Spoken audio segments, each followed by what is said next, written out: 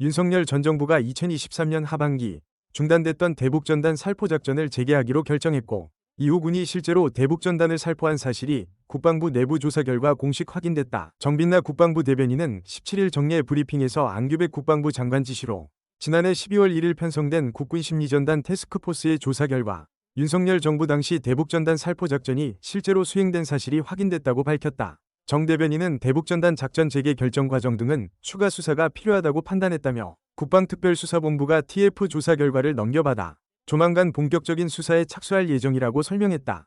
국방특별수사본부는 작전 재개 배경과 비상계엄 선포와의 연관성 등을 수사할 방침이다. 국회 법제사법위원회 소속 추미애 더불어민주당 의원실은 이날 국방부 조사 결과를 토대로 2023년 10월 국가안전보장회의에서 대북전단 살포 작전 재개가 결정됐고, 이후 국군심리전단이 지난해 2월부터 11월까지 최소 23차례에 걸쳐 대북전단을 살포했다고 밝혔다. 살포 대상은 평양과 원산을 포함한 북한 주요 도시와 군부대 등 총 35곳으로 조사됐다. 국방부 조사에 따르면 윤석열은 문재인 정부 시절 중단됐던 대북전단 살포를 2023년 10월 12일 정부 차원에서 재개하기로 결정했다. 이는 헌법재판소가 같은 해 9월 26일 대북전단 금지법으로 불린 남북관계발전법 일부 조항에 대해 의원 결정을 내린 직후였다. 대북전단 살포 재개는 9.19 군사합의 평가 및 대응 방안을 안건으로 열린 제34차 NSC 상임위원회 회의에서 논의됐으며, 당시 신원식 국방부 장관, 김영호 통일부 장관, 김규현 국가정보원장이 협의해 결정한 것으로 전해졌다.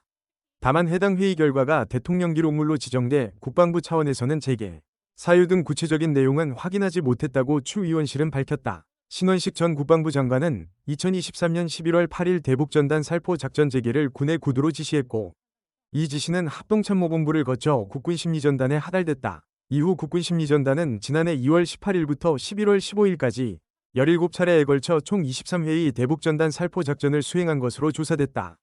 작전 통제는 현장 심리전단장부터 합참작전기획부장, 작전본부장, 합참의장으로 이어지는 계통으로 이뤄졌으며, 모든 보고와 승인 과정은 보안폰을 이용해 진행된 것으로 파악됐다. 또한 작전 관련 부대들은 매달 실시되는 사이버 보안 진단, 점검 때마다 대북전단 작전 기록을 삭제했고, 특히 합참에서는 대북전단 작전과 관련한 문건을 남기지 말라는 지시도 있었던 것으로 조사됐다. 북한은 한국이 대북전단을 먼저 살포했다고 주장하며 지난해 5월부터 대남 오물풍선을 살포했다. 이에 윤석열 전 정부는 북한의 오물풍선 살포 등을 이유로 지난해 6월 9.19 군사합의 전체 효력 정지를 결정했고, 이후 대북 확성기 방송도 재개했다.